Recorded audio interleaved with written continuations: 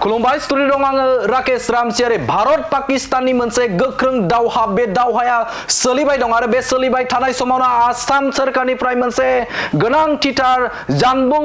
number बे समाव फोसावदों इमारजेन्सिनि थाखाय बे समाव फोसावदों बे जानबुं नम्बरखौ थारैनो मख'नांगोन जे बे समाव आसाम रायजोनि गुबुन गुबुन रायजोआव आसामनि बाहेराव गुबुन गुबुन जायगाफोराव जाय बिथांमोना बा जाय फरायसाफोरा बे समाव फरायसाफोरा फरायनो थाहैदों बे फरायनो थाहैनाय फरायसाफोरनि थाखाय मोनसे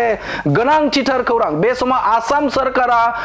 सोरखारा मोनसे जानबुं नाम्बार फोसावदों जायनि गेजेरजों नोंथाङा गुबुन गुबुन जायगाफोराव फरायनो थाहैदोंब्ला नोंथाङा बे समाव हेफाजाब लानो हागोन आसाम सोरखारनिफ्राय मोनसे गोनांथिथार थामहिनबा इमारजेन्सि नाम्बार फोसावदों आरो जायनि गेजेरजों जाय बिथांमोना गुबुन गुबुन जायगा बा गुबुन गुबुन स्टेटफोराव आसामनि बाहेराव गुबुन गुबुन स्टेटफोराव बे समाव फरायनो थाहैदों बे फरायनो थाहैनाय फरायसाफोरा बे समाव थाबथानानै जुदि दङ बै थाबथाना थानाय बै फरायसाफोरखौ हेफाजाब होनो थाखाय सिगांदों आसाम सोरखारा बे समाव गोनांथिथार जानबुं नाम्बार फोसावदों आसाम सोरखारा आसामनि बाहेराव गुबुन गुबुन स्टेटआव गुबुन गुबुन रायजोआव बे समाव फरायनो थाहैनाय आसामनि थागिबि फरायसाफोरखौ हेफाजाब होनो थाखाय आसाम सोरखारा सिगांदों बे समाव नोंथांमोननि हेफाजाब नाम्बार बा जानबुं अनजिमा बेखौ नोंथांमोननि गेजेराव फोसावनो थाखाय थामहिनबा फोरमायनो थाखाय आखायाव लादों बे समाव आसाम सोरखारनिफ्राय फोसावथिदों दे important notice for students from Assam standing outside of the state आसामनि बायजोआव थानाय जे फरायसाफोर जाय फरायसाफोरा गुबुन स्टेटआव फरायहैदों बैफोरनि थाखाय बे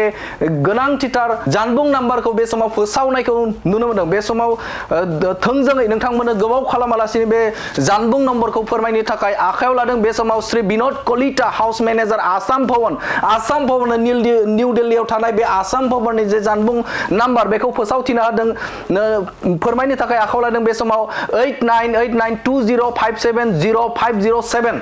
फिन आरो बुंफिनदों 8920570507 स्क्रिनावबो नोंथांमोननि गेजेराव बे समाव बड'लेण्ड बुब्लिया बे हेफाजाब नम्बर बे नम्बरखौ नोंथांमोननि गेजेराव होगोन इमारजेन्सि स्टुडेन्ट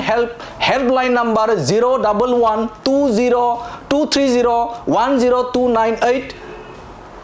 26 गुबुन मोनसे नाम्बार 268771111 फिन आरोबाव बुंफिनदों 01123010298 268771111 बे अनजिमायाव बा थामहिनबा बे नाम्बाराव नोंथांमोना जुदि बबेबा मोनसे स्टेटआव नोंथाङा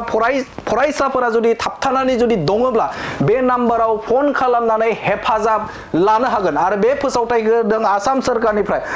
सोरखारनिफ्राय मोनसे गोनांथिथार नाम्बार थामहिनबा